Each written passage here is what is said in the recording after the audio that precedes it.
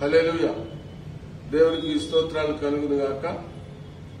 ఈ అడ్వెంట్ కాలపు శుభాలు మీ అందరికీ తెలియజేస్తున్నాను. దేవుని మహాకృపలో మరి యొక్క రాకడ దినాల యొక్క సందర్భాలను మనం జ్ఞాపకం చేసుకొని ఆ రారాజు పుట్టిన వేడుకలు జరిపించుకోవడానికి లోకమంతటా సిద్ధపడుతుంది. లోకంలో ఉన్న మనము సిద్ధపడుతున్నాం. హల్లెలూయా. మరి ఉదయకాలాన దేవుని సన్నిధిలో ఈ యొక్క 119వ కీర్తన పాడుకొని మొదటి వచనం చివరి వచనం మాత్రం పాడుకొని మరి డివోషన్లోకి పడదాం. హల్లెలూయా. దేవునికి స్తోత్రాలు. 119వ కీర్తన. లోకమంతటా వెలుగు ప్రకాశించేను, యేసు జన్మించినప్పుడు లోకమంతటా వెలుగు ప్రకాశించేను. ఆకాశంబునందు గొప్ప నక్షత్రంబు పుట్టినప్పుడు, ఆకాశం నందు గొప్ప నక్షత్రంబు పుట్టినప్పుడు లోకజ్ఞానులు గొల్లలు వెళ్ళి, లోకజ్ఞానులు గొల్లలు వెళ్ళి లోకరక్షకుడేసు లోకమంతట వెలుగు ప్రకాశించేను. యేసు జన్మించినప్పుడు లోకమంతట వెలుగు ప్రకాశించేను. మొదటి వచనం. నేను వెలుగై చీకటిలో వెలుగుచున్నాను, చీకటి దాని గ్రహింపలేదు. నేను వెలుగై చీకటిలో వెలుగుచున్నాను, నేను లోకమునకు వెలుగై ఉన్నాను. నన్ను వెంబడించు, నేను లోకమునకు వెలుగై ఉన్నాను. నన్ను వెంబడించు. వాడు చీకటిలో నడువాక, వాడు చీకటిలో నడువాక జీవపు వెలుగై ఉండునని యేసు లోకమంతట వెలుగు ప్రకాశించెను. యేసు జన్మించినప్పుడు లోకమంతట వెలుగు ప్రకాశించెను. చివరి వచనం. చీకటిలో నడుచు జనులు గొప్ప వెలుగును చూచిరి ధన్యులై. చీకటిలో నడుచు జనులు గొప్ప వెలుగును లోకమందు మరణ ఛాయ గల దేశాన్ని వాసుల మీద, లోకమందు మరణ ఛాయ గల దేశాన్ని వాసుల మీద ప్రకాశించెను గొప్ప వెలుగు, ప్రకాశించెను గొప్ప వెలుగు. ప్రభు యేసుకు జయమని పాడరి, లోకమంతట వెలుగు ప్రకాశించెను.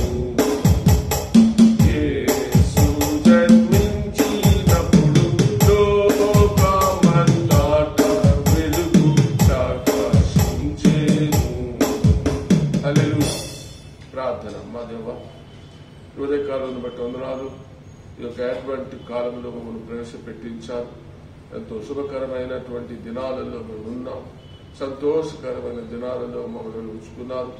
ఎంత కరోనా మహమ్మారి ప్రబలుతున్నప్పటికీ నీ బిడ్డలను మీరు కాచి కాపాడుతున్న విధానాన్ని బట్టి వందనాలు చెల్లిస్తూ ఈ దినపు దాని వాక్య భాగమును మేము ధ్యానం చేసుకుంటుండగా మా ఒక్కరొక్కరితో ప్రత్యేకంగా మాట్లాడి వాక్య అధ్యయన ఆశీర్వాదాలు మాకు మెండుగా దయచేయండి. యేసు నామములో వేడుకుంటున్నాం తండ్రి.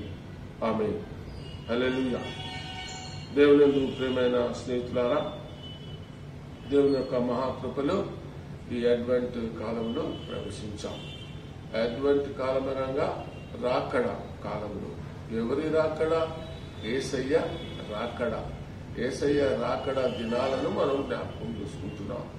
యేసయ్య రాకడ అంటే మొదటి రాకడ, రెండవ రాకడ. మొదటి రాకడ అయిపోయింది. మొదటి రాకడ వచ్చి మొదటిసారి వచ్చి 2021 సంవత్సరాలు ముగిసిపోయింది. రక్షకుడిగా ఈ భూలోకంలో జన్మించాడు. సరే, ఆ రాకడను జ్ఞాపకం చేసుకుంటూ యేసయ్య వచ్చాడు అని జ్ఞాపకం చేసుకుంటూ ఆయన రానయ్యున్నాడు అనే రెండవ రాకడ కొరకు సిద్ధపడాలని దినపు వాక్య భాగం లేకపోతే ఈ దినపు ఆలోచనలు మన ముందున్నాయి. ఈ దినము మనం రెండవ రాకడ కొరకు ఎదురు చూస్తున్నాం. అయితే ఒక భక్తుడు ఏమన్నాడంటే, లోకమంతటా రెండవ రాకడ కొరకు మన విశ్వాస సూత్రంలోనే ఉంది. మనము రెండవ రాకడ కొరకు ఎదురు చూస్తున్నాం. కానీ మొదటిసారి వచ్చారన్న శుభవర్తమానమే ప్రజలకు ఎవరికి కొందరికి తెలియదు, కొందరికంటే అనేకులకు తెలియదు. మరి వారిని గురించిన నీకేమైనా ఆలోచన ఉందా, నీకేమైనా చింత ఉందా అని ఒక ఆయనని ఏమంటాడంటే, నువ్వు రెండవసారి వాక్యం వినటానికి అర్హత లేదు. నీకు మొదటిసారి వినోళ్లే ఉంటే నువ్వు రెండోసారి ఎట్లా వింటావు? అంటే మొదటిసారి వినోళ్ల కొరకు నువ్వు మరి నీ యొక్క శక్తి వంచన లేకుండా పాటుపడాలి అని. సో ఈ ఉదయకాలాన ఈ వర్తమానం వింటున్నటువంటి మనము రెండవ రాకడను గురించి ఆలోచన చేస్తూ ఆ ధ్యానం చేస్తూ మొదటిసారి వచ్చారు, యేసయ్య వచ్చాడు అనేటటువంటి వర్తమానం తేలేనేటట్టు వారికి తెలియపరిచే విధంగా నువ్వు, నీ కుటుంబము, నీ శక్తియుక్తులు, నీ బలము, నీ తెలివి ఉపయోగించబడితే అది అర్థవంతమైనటువంటి క్రిస్మస్ దినము. హల్లెలూయా. మరి ఈరోజు మరి బైబిల్ గ్రంథంలో మనకు 2 పాఠాలు ఇవ్వబడ్డాయి యథావిధిగా. మొదటి పాఠము యెషయా గ్రంథం 10వ అధ్యాయం 1 నుంచి 34 వచనాలు. అట్లనే పరిశుద్ధ పౌలు గారు ఫిలిప్పీ సంఘానికి రాసినటువంటి 1వ అధ్యాయం 27వ వచనం నుండి 2వ అధ్యాయము 30 వచనాల గల దేవుని వాక్యాలను మనం ధ్యానం చేసుకుంటున్నాం.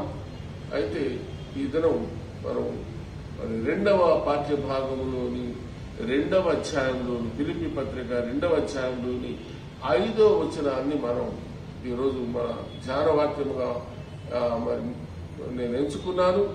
ఆ వాక్యం మీద కొద్దిసేపు ధ్యానం చేసుకుని దేవుని సన్నిధిలో మనల్ని మనం బలపరచుకోవాలని నేను కోరుకుంటూ ఆ వాక్యాన్ని గురించి మనం ధ్యానం చేసుకుంటున్నాం. హల్లెలూయా. ఏమిటి ఆ వాక్యము? ఫిలిప్పీ పత్రిక 2వ అధ్యాయం 5వ వచనం అందరికీ కంటత రావలసినటువంటి వాక్యము. క్రీస్తు యేసుకు కలిగిన ఈ మనస్సు మీరును కలిగి ఉండుడి. క్రీస్తు యేసుకు కలిగిన ఈ మనస్సు మీరును కలిగి ఉండుడి. హల్లెలూయా. క్రీస్తు యేసు ఎవరు? ఈ క్రీస్తు యేసు, క్రీస్తు యేసు ఎవరు? లోకరక్షకుడు, దైవ కుమారుడు. హల్లెలూయా. దైవ కుమారుడుగా పుట్టినటువంటి వారికి యేసు అని పేరు పెడతారు. ఆయన క్రీస్తు అనబడతాడు. అభిషిక్తుడైనటువంటి రక్షకుడుగా ఉన్నాడు ఆయన. కాబట్టి ఆ క్రీస్తు యేసుకు, క్రీస్తు యేసు అంటే దైవ కుమారుడు, దైవమే నరావతారం ఎత్తినటువంటి ఆ గొప్ప సందర్భం క్రిస్మస్ పండుగ అంటే. కాబట్టి ఆ దైవ కుమారుడుగా పుట్టిన క్రీస్తు యేసు యొక్క మనసు ఏమిటో ఈ ఉదయకాలాన కొద్దిసేపు 4-5 విషయాలు మనం ధ్యానం చూసుకున్నాం. మనకు తెలియదని కాదు, మనమందరం సీనియర్ సిటిజన్స్. చర్చిలో చాలా పాత క్రైస్తవులు మనమందరము ఆయన మనసు తెలియక కాదు, ఆయన ఆ సంగతులు తెలియక కాదు. కానీ ఉదయకాలాన పరిశుద్ధ సన్నిధిలో మరొకసారి మనల్ని మనం శోధించుకుంటున్నాం. ఆ మనసు ఏమిటి? క్రీస్తు యేసు కలిగిన మనసు ఏమిటో మనం తెలుసుకొని పౌలు గారు రాస్తున్నారు ఫిలిప్పీ సంఘానికి, మీరును కలిగి ఉండాలి. ఈనాటి సంఘం అని పిలువబడే క్రీస్తు బిడ్డలు క్రీస్తు ప్రభు యొక్క సాక్షులైనటువంటి మనము ఆ మనస్సు కలిగి ఉండాలని. ఏమిటయ్యా మనస్సు? దైవ కుమారుడుగా ఉద్భవించినటువంటి యేసు క్రీస్తు ప్రభువుకు ఉన్నటువంటి మనస్సు ఏమిటి? ఆ కొద్ది విషయాలు మనం ఉదయకాలాన ధ్యానం చేసుకుంటాం. దేవుని స్వరూపము కలిగినటువంటి వాడు, ఆయన దేవుని స్వరూపము గలవాడై ఉండి అంటాడు ఫిలిప్పీ పత్రికలో 2:5. ఆయన దేవుని స్వరూపము గలవాడై ఉన్నాడు. హల్లెలూయా. క్రీస్తు యేసు ఎవరో కాదు, ఆయన దైవ కుమారుడు. యోహాను సువార్త 1:6 మనం చూస్తాం కదా, ఆదియందు వాక్యముండెను, వాక్యము దేవుడై ఉండెను, ఆ వాక్యము శరీరధారిగా మన మధ్య నివసించు. కాబట్టి దేవుడు, క్రీస్తు యేసు దేవుడు, స్వయాన దేవుడు. హల్లెలూయా. కాబట్టి ఆయన దేవుని స్వరూపము గలవాడై ఉండి, యెషయా గ్రంథం 57వ అధ్యాయంలో చాలా మంచి మాట వ్రాయబడింది చూడండి. యెషయా గ్రంథం 57వ అధ్యాయంలో 15వ వచనం, 57:15 చూద్దాం.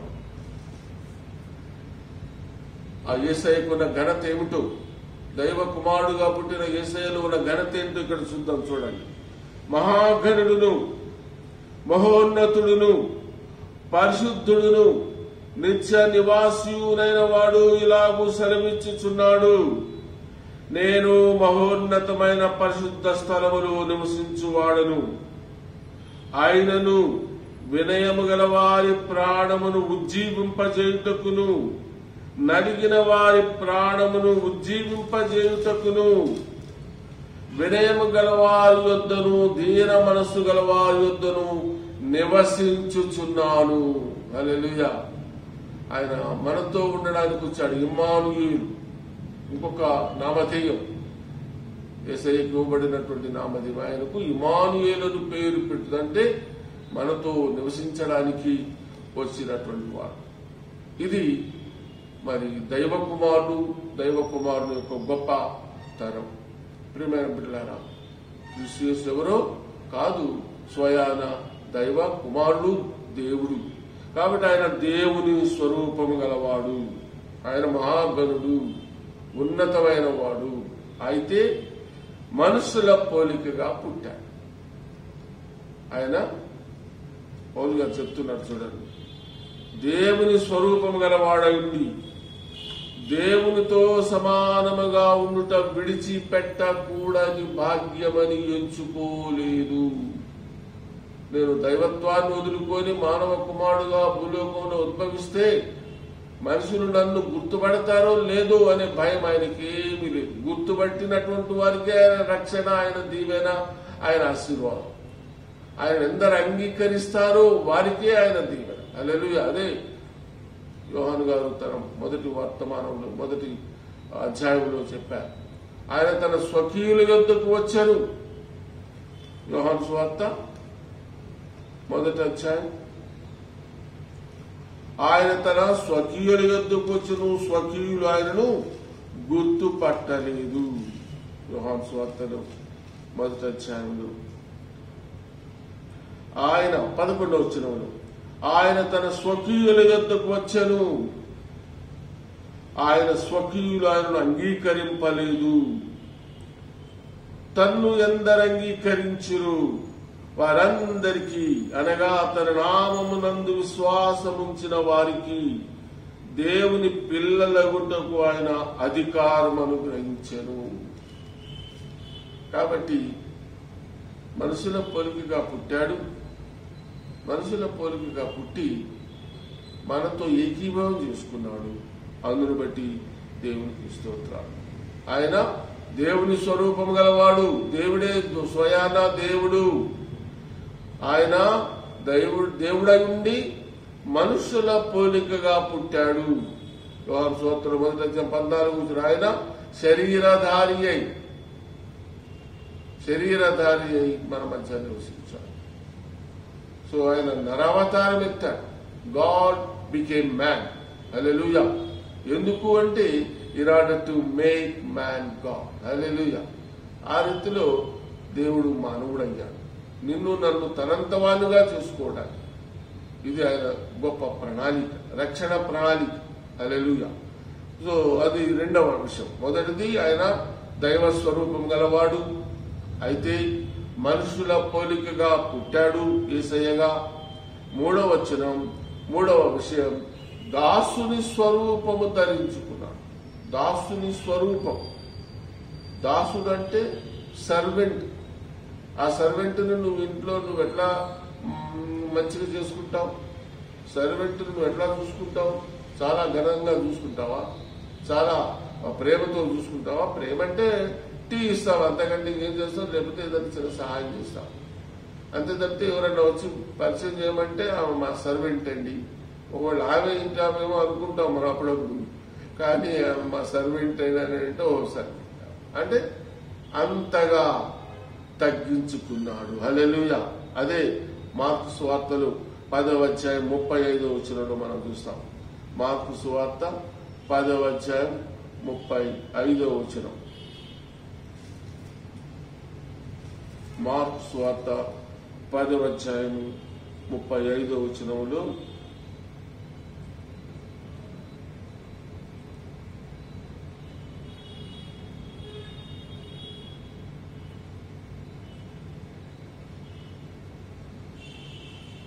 మార్కు సువార్త 10వ అధ్యాయం 35వ వచనం.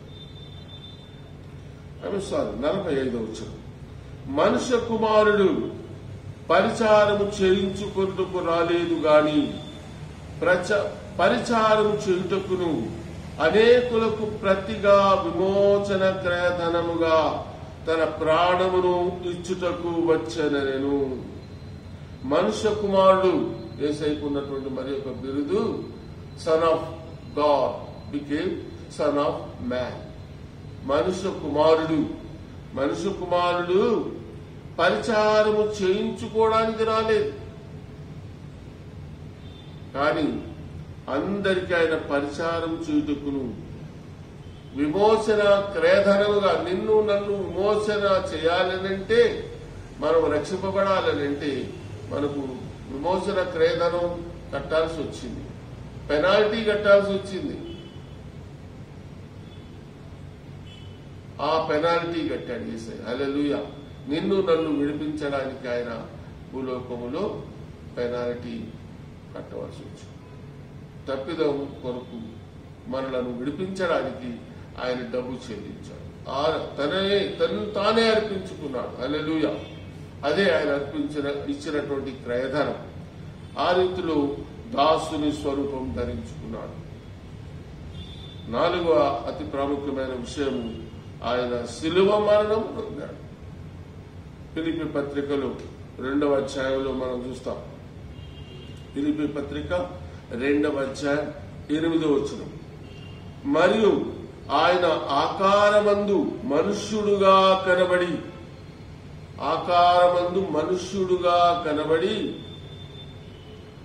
మరణం పొందునంతగా అంటే మామూలు మరణం కాదు. మామూలుగా మన వాళ్ళందరూ మనం కూడా సరిపోతాం కదా, ఆ మరణం కాదు, మరణం పొందినంతగా అనగా అని దానికి ఇంకా పౌలు గారు వివరణ ఇస్తున్నాడు.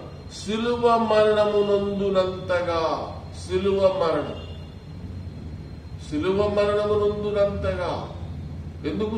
మరణిస్తే మంచం మీద పోతే ప్రాణం పోతే అయిపోయి తీసుకుపోయి సమాధి చేస్తాం, కానీ ఆయన మరణించింది మామూలు మరణం కాదు, శిలువ మరణం.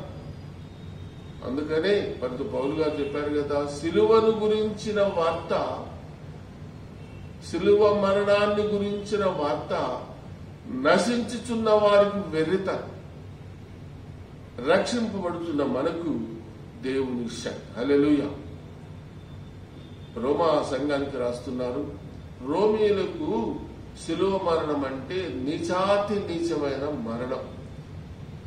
అంతకంటే పెద్ద పనిష్మెంట్ ఏమి లేదు.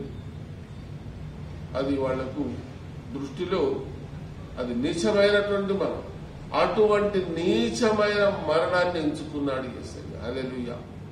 ఎందుకొరకు?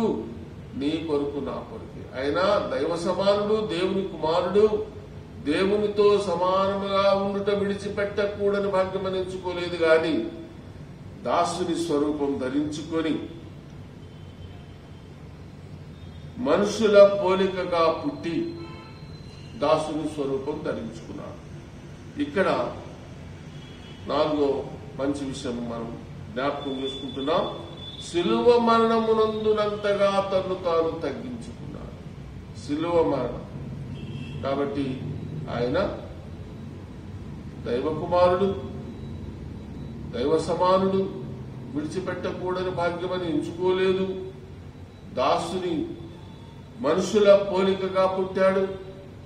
మనుషుల పోలికగా పుడితే ఏ రాజుగారింట్లోనూ ఏ రాజవైభవంలో పుట్టుండొచ్చు. మనుషులందరూ ఉన్నారు కదా ఈ రోజు కూడా. అటువంటి మనుషులుగా పుట్టినంత మాత్రాన బేదింట్లో పుట్టాలని ఏమి లేని వాళ్ళింట్లో ఎందుకు పుట్టాలి? ఆయన తలంచుకుంటే గొప్ప రాజుగారింట్లోనే పుట్టేవాడు. మరి ఏనుగు అంబారి మీద తిరిగేవాడు. ఆయన అది ఎంచుకోలేదు. ఆ రీతిగా మనుషుల పోలికగా పుట్టాడు. దాసుని స్వరూపం ధరించుకున్నాడు. మనుషుల పోలికగా పుట్టి దాసుడైపోయాడు, దరిద్రుడైపోయాడు. ఆయన మన కొరకు దరిద్రుడై మనలను ధనవంతులుగా చేయటం. ఆయన దరిద్రుడాయను. దరిద్రుడాయననే మాట మనం మనం మన మన పరిధిలో ఆలోచన చేస్తే చాలా నీచమైనటువంటి మాట. ఎవరైనా తింటారంటే వాడంత దరిద్రుడే లేదండి అని అంటాం. మరి ఆ దరిద్రతను యేసయ్య నీ కొరకు నా కొరకు సహించ హల్లెలూయా. ఈరోజు మరి ఆయన శిలువ మరణమునందునంతగా తను తాను తగ్గించుకున్నాడు. అందువల్లనే రోమా పత్రికలో 14వ అధ్యాయంలో 12వ వచనంలో ఈ చక్కటి మాట చూస్తున్నాం. రోమా పత్రిక 14వ అధ్యాయము 12వ వచనంలో అన్ని నామముల కన్నా పైనామము యేసయ్య నామము. హల్లెలూయా. రోమా పత్రిక 14వ అధ్యాయము 12వ వచనం ఏముంది? నా తోడు ప్రతి మోకాలును నా యొద్ద వంగును. దైవ కుమారుడు మనుషుల పోలికగా పుట్టి దాసుని స్వరూపం ధరించుకొని శిలువ మరణమునంది మనందరి కొరకు తగ్గించుకున్నటువంటి ఆ దైవ కుమారుడైన యేసయ్య ఏమని చెప్తున్నాడంటే, నా తోడు ప్రతి మోకాలును నా యొద్ద వంగును, ప్రతి నాలుకయు దేవుని స్తుతించును అని ప్రభువు చెప్పుచున్నాడు.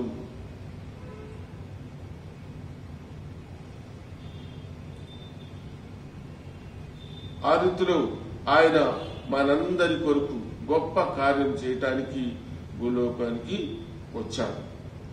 మరి యెషయా గ్రంథములో ఈ మాట ఉంది. 45వ అధ్యాయం 23వ వచనంలో యెషయా గ్రంథం 43వ అధ్యాయం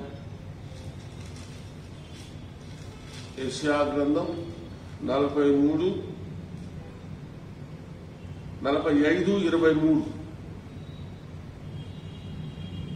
45, 23వ వచనంలో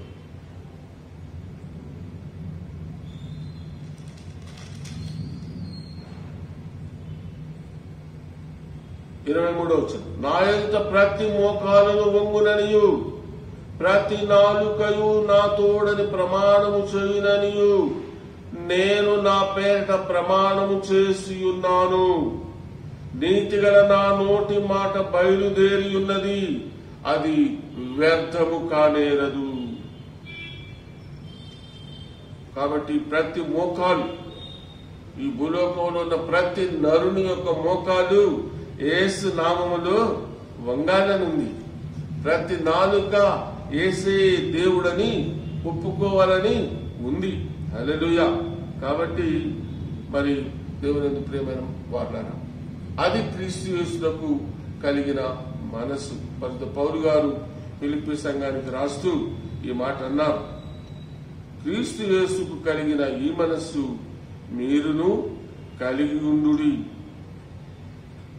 ఆ మనసు కలిగి ఉండి 2వ అధ్యాయం 16వ వచనంలో ఫిలిప్పీ పత్రికలో పరిశుద్ధ పౌలు గారు ఏమంటున్నారో చూడండి. 2వ అధ్యాయము 16వ వచనంలో, లోకమందు జ్యోతుల వలె కనబడటానికి మనం సిద్ధపడాలి. హల్లెలూయా. లోకమందు మూర్ఖులైన 14వ వచనంలో, మీరు మూర్ఖమైన వక్ర జనము మధ్య. ఇప్పుడున్నటువంటి ప్రజలందరూ, ఇక్కడ ఉన్నటువంటి వారు, నువ్వు కావచ్చు నేను కావచ్చు, మూర్ఖమైన వక్ర జనం, దేవుని నమ్మనటువంటి వారు, దేవుని సన్నిధిలో కనపడినటువంటి వారు అందరూ అటువంటి వారి మూర్ఖులైన వక్ర జనము మధ్యలో లోకమందు జ్యోతుల వలె కనబడవలనని పరిశుద్ధ పౌలు గారు ఫిలిప్పీ సంఘానికి రాస్తూ చెప్పారు. కాబట్టి ప్రియమైన బిడ్డారా, అన్ని నామముల కంటే పైనామము ఆయనకు ఇవ్వబడింది. ప్రతి మోకాలు ఆయన యొక్క సన్నిధిలో ఉండాలని, ప్రతి మోకాలు యేసు నామమును ఉంగునట్లును, ప్రతి వారి నాలుకయు తండ్రి అయిన దేవుని మహిమార్థమై యేసు క్రీస్తు ప్రభువును ఒప్పుకొన్నట్లును దేవుడు ఆయనను అధికముగా హెచ్చించి ప్రతి నామములకు పై నామమును ఆయనకు అనుగ్రహించాను. ఎంత గొప్ప స్థితి! దేవుడు ఆయన అద్వితీయ కుమారుడుగా పుట్టిన యేసయ్యకి ఇచ్చాడు. అన్ని నామముల కన్న పైనామము యేసుని నామము, ఎన్ని తరములకైనా గణపరచదగినది శ్రీ యేసునామము. యేసునామము జయం జయము, సాతాను శక్తుల్ లయం లయము. యేసునామము జయం జయము, సాతాను శక్తుల్ లయం లయము. హల్లెలూయా, హోసన్నా, హల్లెలూయా, హల్లెలూయా, ఆమేన్, హల్లెలూయా. అన్ని నామముల కన్న పైనామము యేసుని నామము. క్రీస్తు యేసును కలిగిన మనసు ఏంటని మనం తెలుసుకున్నాం. ఇప్పుడు ఆయన దైవ కుమారుడు, దేవుడితో సమానముగా ఉండడం విడిచిపెట్టకూడని భాగ్యమని ఎంచుకోలేదు. మానవుడుగా పుట్టాడు. మానవుడు పుట్టినంత మాత్రాన దాసుడుగా ఉండాల్సిన అవసరం లేదు. ఏ రాజ కుటుంబంలోనూ రాజభోగాలు అనుభవిస్తూ పుట్టిండొచ్చు. దాసుని స్వరూపం ధరించుకున్నాడు. దాసుని స్వరూపం ధరించుకున్నటువంటి ఆయన మామూలు మరణం పొందలేదు. శిలువ మరణము నందునంతగా తను తాను తగ్గించుకున్నాడు. మరి అటువంటి యేసయ్య మనస్సు ఈరోజు ఆయన బిడ్డలమైన మనకు, ఆయన సాక్షులమైన మనకు, ఆయన యొక్క శిష్యులమైన మనకు ఉన్నదా? ఒక ఆయన ఏమన్నాడంటే, దేవుడు ఫ్యాన్స్ అంటారు కదండి ఈ లోకంలో. సినిమా నటులు ఉంటారు, వాళ్ళందరికీ ఫ్యాన్స్ ఉంటారు. అంటే అభిమానులైనటువంటి వారు. అభిమానులు అంటారు. ఎవరయ్యా మీరంటే, మేము ఎన్టీఆర్ అభిమానులు అండి, ఏఎన్ఆర్ అభిమానులు అని పెద్ద సొసైటీలు పెట్టుకొని తిరుగుతుంటారు మన వాళ్ళు ఉన్నారు. అయితే God is not looking for fans but looking for followers అంట. హల్లెలూయా. ఆయనను అనుసరించేవాడుగా ఉండాలి. ఆయన మనసు కలిగిన వాడుగా ఉండాలి. ఆయనతో ఏకీభవించుకున్నవాడుగా ఉండాలి. ఆయన శ్రమలలో ఏకీభవించుకున్నవాడుగా ఉండాలి. ఫిలిప్పీ పత్రికలో 1వ అధ్యాయంలో 30వ వచనంలో పౌలు గారు ఏమంటాడో చూడండి. క్రీస్తునందు విశ్వాసముంచుట మాత్రమే గాక ఆయన పక్షమున శ్రమపడుటయు ఆయన పక్షమున మీకు అనుగ్రహింపబడేను. ఆయన పక్షమున శ్రమపడటం కూడా మనకి ఇవ్వబడింది. అందుకనే ధన్యతలలో చివరి ధన్యత, మత్తయి సువార్తలో 5వ అధ్యాయంలో చివరి ధన్యతను మనం చూస్తాం. చూడండి ఒకసారి చివరి ధన్యత ఏమని చెప్తుందో. మత్తయి సువార్త 5వ అధ్యాయం చివరి ధన్యత, నా నిమిత్తము జనులు మిమ్మును నిందించి హింసించి మీ మీద అబద్ధముగా చెడ్డ మాటలెల్లా పలుకున్నప్పుడు మీరు ధన్యులు. 5వ అధ్యాయంలో ధన్యతలలో చివరి ధన్యత అంటే 10వ ధన్యత. 10వ ధన్యత 11వ వచనంలో ఉంది. నా నిమిత్తము జనులు మిమ్మును నిందించి హింసించి మీ మీద అబద్ధముగా చెడ్డ మాటలల్లా పలుకున్నప్పుడు మీరు ధన్యులు. సంతోషించి ఆనందించుడి, పరలోకమందు మీ ఫలము అధికమగును. ఇలాగన వారు మీకు పూర్వముందుండిన ప్రవక్తలను హింసించిరి. మనకు పూర్వముండినటువంటి వారిని హింసించారు. దైవ బిడ్డలుగా ఉన్నందుకు, దైవ ప్రచారకులుగా ఉన్నందుకు, ప్రవక్తలుగా ఉన్నందుకు హింసింపబడ్డారు. సరే, ఈనాటి విశ్వాసులమైన మనకు మరి యేసయ్య అనుగ్రహించినటువంటి ఇంకొక ఆధిక్యత ఏంటంటే, ఆయన యొక్క విశ్వాసులు మాత్రమే కాదు, ఆయనతో పాలిభాగస్తులమనే కాదు, ఆయన శ్రమలలో కూడా పాలుభారమగుటకు మనకు అనుగ్రహించబడి ఆ బాధ్యత కూడా మనకు. అందుకనే యేసుప్రభు వారు ధన్యత చెప్పారు, 10వ ధన్యత. ఆ 10వ ధన్యతలో ఆయన నిమిత్తము మనం హింసింపబడతాం, నిందించబడతాం. అనేక మంది మనల్ని చెడ్డ మాటలు చెప్తాం. నా నిమిత్తము మీ జనులు హింసించి మీ మీద అబద్ధంగా చెడ్డ మాటలు పలుకుతారు. నిజంగా పలికితే ఒప్పుకుంటావా నువ్వు? అబద్ధంగా పలికితే కూడా ఒప్పుకోము మనం. ఏమంటే అది మానవ నైజం. అబద్ధంగా పలికిన ఒప్పుకో, నిజం పలికితే అసలే ఒప్పుకో. ఇంకా మనం కూడా వారి మీద ఇంకెన్నో ఏటని చూస్తాం. అయితే అబద్ధంగా చెడ్డ మాటలలో పలుకున్నప్పుడు మీరు ధన్యులు. హల్లెలూయా. అది యేసయ్య మనసు. కాబట్టి ప్రియమైన బిడ్డలారా, ఈరోజు ఈ యొక్క వాక్యం ఫిలిప్పీ పత్రిక 2వ అధ్యాయం 5వ వచనం, క్రీస్తు యేసు కలిగిన ఈ మనసు మీరును కలిగి. ఈరోజు ఆ వాక్యం మీదనే ధ్యానం ఇవ్వాలని నాకు దేవుడు ప్రేరేపణించాడు. ఆ వాక్య ధ్యానాన్ని మీతో పంచుకున్నాను. ఆయన దైవ కుమారుడు, మనుషుల్లో పోలికగా పుట్టాడు, దాసుని స్వరూపం ధరించుకున్నాడు, శిలోమరణమునంతగా మన కొరకు తగ్గించుకున్నాడు. ఈ లోకంలో ఆయన కొరకు జ్యోతులుగా వెలగాలని కోరుకుంటున్నాడు, స్టార్లుగా వెలగాలని కోరుకుంటున్నాడు. నీ ఇంటి మీద స్టార్ పెడతావు కదా ఈ సీజన్లో. ఈ క్రిస్మస్ సీజన్లో ప్రతి క్రైస్తవ గృహం మీద స్టార్ పెట్టుకుంటా. హల్లెలూయా. అది స్టార్, సరే, అది అక్కడ వెలుగుతుంది పైన, కానీ ఇంటిలో నువ్వు వెలగాలి. ఇంటిలో నీ హృదయం అనే స్టార్ వెలగాలి, హృదయం అనే నక్షత్రం వెలగాలి. పైన స్టార్ పెట్టుకున్నంత మాత్రాన కాదు, ఇంటిలో నీ హృదయం అనే స్టార్ వెలగాలి.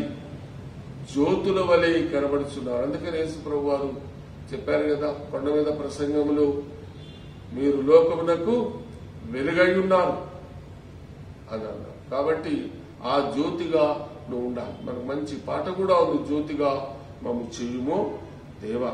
కాబట్టి ప్రియమైన బిడ్డలారా, ఈరోజు ఆ మనసును కలిగినటువంటి వారమై ఈ క్రిస్మస్ పండుగను ఆచరిద్దాం. ఈ క్రిస్మస్ పండుగలో జ్యోతుల్లాగా కనపడాలి. మరి మన కొరకు తగ్గించుకొని వచ్చినటువంటి యేసయ్యను మన జీవితాల ద్వారా, మన పండుగ ఆచరణ ద్వారా బయలుపరచాలి. దేవుని స్తోత్రం. 2 ఇంగ్లీష్ కోరస్సులు ఉన్నాయి, చిన్న పాటలు పాడతాను మీ కొరకు, దయతో ఆలకించండి. మీరు వాటిని గూగుల్లో మీరు సెర్చ్ చేసినా కూడా మీకు దొరుకుతాయి. నేనైతే ఈ సమయంలో వాటిని మీకు పాడి వినిపిస్తాను. Go tell it on the mountain, over the hills and everywhere అనేటటువంటిది ఫేమస్ మరి క్రిస్మస్ క్యారల్స్. అది మీ కొరకు ఒక వచనం పాడతాను. Go tell it on the mountain, over the hills and everywhere. Go tell it on the mountain that Jesus Christ is born. Go tell it on the mountain, over the hills and everywhere. Go tell it on the mountain that Jesus Christ is born. Hallelujah. యేసయ్య పుట్టాడు అనేటటువంటి శుభవర్తమానాన్ని నీ ఇంటి ద్వారా, నీ ఇంటి పైన వెలిగే star ద్వారా, ఇంటిలో నువ్వు వెలగడం ద్వారా, నువ్వు, నీ భార్య, నీ పిల్లలు ఆ సంతోషాన్ని ఇతరులతో పంచుకోవడం ద్వారా యేసయ్య పుట్టాడు, లోకరక్షకుడు పుట్టాడని చాటి చెప్పాలి. హల్లెలూయా. ఇంకొక చిన్న పాట పాడుతున్నాను. Little baby Jesus born in Bethlehem. Little baby Jesus born in Bethlehem. A little baby Jesus born in Bethlehem. Little baby Jesus born in Bethlehem. Little baby Jesus born to be the Savior of the world for you and me. Little baby Jesus born to be the Savior of the world for you and me. Little baby Jesus born in Bethlehem. Little baby Jesus born in Bethlehem. Little baby Jesus born to die, to suffer on the cross for you and I. Little baby Jesus born to die, to suffer on the cross for you and I. Little baby Jesus born in Bethlehem. Little baby Jesus born in Bethlehem. Hallelujah. ఈ పండుగ కాలంలో మనకెన్నో ఆంధ్ర క్రైస్తవ కీర్తన పుస్తకంలో Christmas పాటలు ఎన్నో ఉన్నాయి.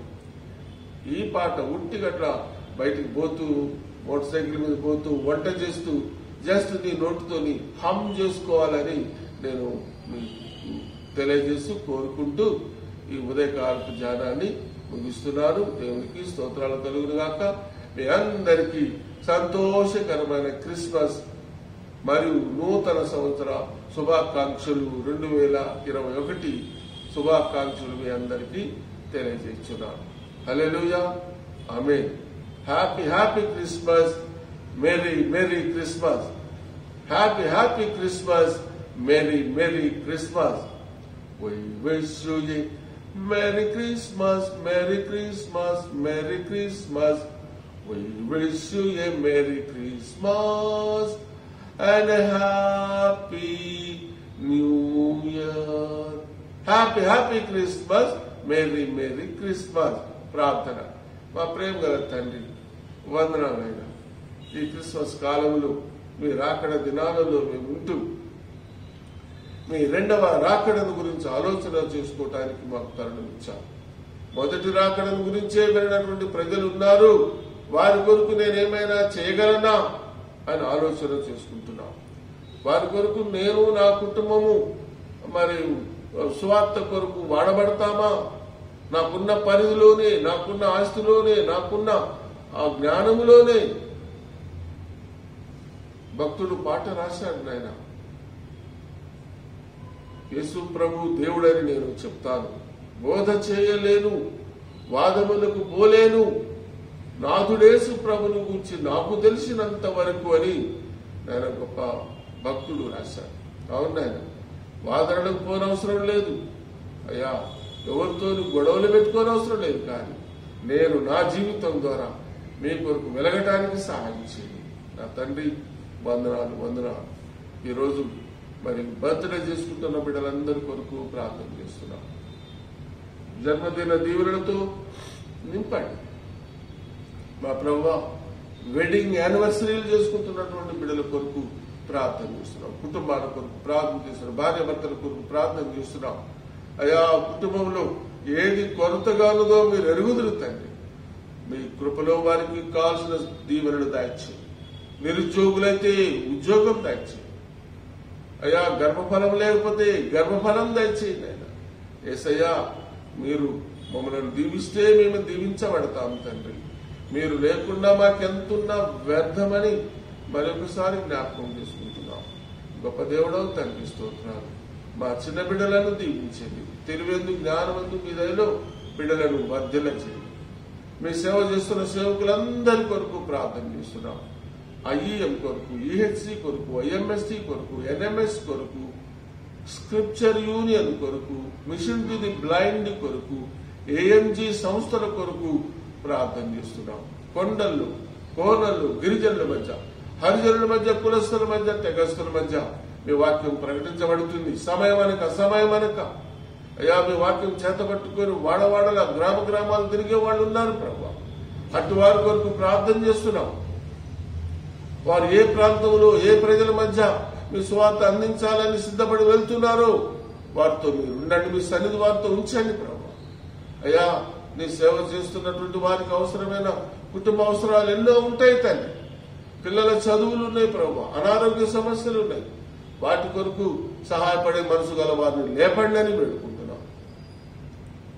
మీ సేవ కొరకే కానుకలు పోగు చేస్తున్నటువంటి వారి కొరకు ప్రార్థన చేస్తున్నాం. ఇస్తున్నటువంటి వారి కొరకు ప్రార్థన చేస్తున్నాం. అయ్యా ఇచ్చేవారిని దీవించండి, వాటిని వసూలు చేసే వారిని దీవించండి. ఇదంతా పరిచర్యలో భాగమేనని గ్రహించినట్లు చేయండి. మీ సేవ కొరకు రాకుండా, మీ వాక్యం వినకుండా, మీ భయం లేకుండా, భక్తి లేకుండా నాయన తిరుగుబోతులుగా తాగుబోతులుగా ఉంటూ మూర్ఖంగా ప్రవర్తిస్తూ సేవకులను కొడుతూ వాక్యాలను చించివేస్తూ ప్రభువా మూర్ఖంగా ప్రవర్తిస్తున్నటువంటి వారిని మీరు గద్దించండి ప్రభువా.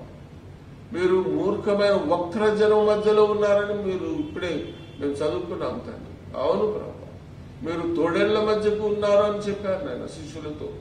అవును ప్రభు, అటువంటి మనస్తత్వం గలవారి మధ్య, క్రూరుల మధ్య మీ ప్రేమ కలిగిన సమాధాన సువార్త ప్రకటిస్తున్నాం. జ్యోతుల వలె వెలగాలని కోరారు. హల్లెలూయా. మా తండ్రి మీ నామమునకు స్తోత్రాలు చెల్లిస్తున్నాం. మా సంఘాన్ని దీవించండి, సంఘంలో ఉన్న ప్రతి కుటుంబాన్ని దీవించండి.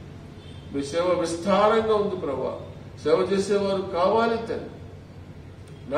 నా నిమిత్తం ఎవరిపోతారు అని మీరు అడుగుతున్నారు. నేనున్నాను, నన్ను పంపమన్న సమర్పించుకున్న వారిని మీరు లేపండి తండ్రి. స్తోత్రాలు అయ్యా. మా తండ్రి వందనాలు చెల్లిస్తున్నాం. మా అధ్యక్ష మండలం కొరకు వందనాలు. బిషప్ ఎన్నికలు జరగడానికి ప్రభువా మరి 13 మంది అయ్యగారులు సిద్ధపడుతున్నారు. వారిలో మీరు ఎవరిని ఎంచుకుంటారో మాకు తెలియదు. మరి అధ్యక్ష మండలం మీది, సేవ మీది. ఇది సువార్తిక అధ్యక్ష మండలం అని గొప్ప పేరు మాకుంది నాయన. స్తోత్రాలు. కాబట్టి ఎన్నిక కాబడి గురువుగా మీ సాక్షార్థమై గొప్ప కార్యాలు చేయడానికి సిద్ధపడి నాయన మరి మీ సన్నిధిలో ఎన్నిక కావడానికి సహాయించు. ఎన్నిక కార్యక్రమాలంతటినీ దీవించండి. గురువులందరూ విస్తృతంగా ప్రయాణాలు చేస్తున్నారు. మాకు వేయండి, మాకు వేయండి అని తిరుగుతున్నారు. ఆయన అందరూ మీ సేవకులే కదా తండ్రి. నేను అందరిలో ఒక్కరే కావాలి, ఆ ఒక్కరిని మీరు ఎంచుకొని సిద్ధపరచండి అని వేడుకుంటున్నాం. మా దేవా, మీ గొప్ప సేవ కొరకు మంచి నాయకత్వం వహించే వారిని మాకు చూపించండి ప్రభు. స్తోత్రాలు నాయన. ఇగో డిసెంబర్ నెలలో ప్రవేశపెట్టారు. ఈరోజు 1వ తారీఖు తండ్రి నాయన. 11 నెలలు కాపాడారు. 12వ నెలలో మేము ప్రవేశించాం. 2020 సంవత్సరానికి ఆఖరి నెలలో మమ్మల్ని ఉంచుకున్నందుకు వందనాలు. ఈ ఆఖరి నెలలోనే నాయన గొప్ప కార్యక్రమాలు నాయన జరగవలసింది తండ్రి. సహాయం చేయండి అయ్యా. ఈ నెలలో జరగనున్న మీ జన్మదిన మహోత్సవ ఆరాధనలు సంఘములన్నింటిలో జరుగునట్లు సహాయించు. మీ గురువులను అయా, గురువేతరులను, కాపరులను అందరినీ దీవించు. ఎవరెవరైతే దుఃఖంలో ఉన్నారో, వేదనలో ఉన్నారో, చెప్పుకోలేని బాధల్లో, నయం కాలేని జబ్బులతో సతమతమవుతున్నారో, పిల్లలు లేక బాధలు పడుతున్నారు, ఉండి బాధలు పడుతున్నారు అయ్యా, అటు వారందరినీ మీరు దృష్టించండి. జబ్బులతో ఉన్నారు నాయన, కరోనా వ్యాధిని పడి ఉన్నారు, క్యాన్సర్ రోగులు ఉన్నారు, గుండె జబ్బు గల వారు ఉన్నారు, కుష్ఠ రోగులు ప్రభువా అందరినీ మీరు దృష్టించండి తండ్రి. వారి మధ్య పరిచయం చేసే నాయకులు ఉన్నారు ప్రభువా, సేవకులు ఉన్నారు నాయన. వారి కొరకు కూడా ప్రార్థన చేస్తున్నాం. దయగల తండ్రి నాయన, మీరు ఎవరిని విడిచిపెట్టే దేవుడు కాదు తండ్రి. అందరి పట్ల మీ కృప ప్రేమను చూపెడుతున్నారు. మీరు పక్షపాతం లేని దేవుడు. మీ శిష్యులుగా, మీ సేవకులుగా అటువంటి పక్షపాతం లేని నేను మనసు కలిగి, మీ మనసు కలిగి జీవించడానికి సాయం చేయండి. మీరు అక్కడ కొరకు ఎదురు చూసేవారుగా మాకు మీ కృప చూపించండి. మీ పరిశుద్ధాత్మ నడుపుకుంటూ మాకు దయచేయండి. యేసు నామములో వేడుకుంటున్నాం తండ్రి, ఆమేన్. పరలోకమందున్న మా తండ్రి, నీ నామం పరిశుద్ధపరచబడునుగా, నీ రాజ్యం వచ్చునుగా, నీ చిత్తం పరలోకమందు నెరవేర్చునుడు మీ ముందు నెరవేరునుగా. మారుద్రాహారం నేడు మాకు దాచి, మేడల అపరాధం చేసిన వారిని క్షమించిన ప్రకారం మా అపరాధములు క్షమించు. సోదరులకు తెగ దుష్టులను తప్పించు. ఎందుకనగా రాజ్యం, శక్తి, మహిమ నిరంతరము నీవైన స్వామి. ఆమేన్. మన ప్రభువైన యేసుక్రీస్తు వారి కృపయు, పరమతండ్రి దేవుని ప్రేమయు, పరిశుద్ధాత్మ దేవుని సహవాసము మనకు, మన కుటుంబాలకు, దేవుని ప్రేమించే బిడ్డలందరికీ ఎల్లప్పుడూ తోడైండును గాక. ఆమేన్.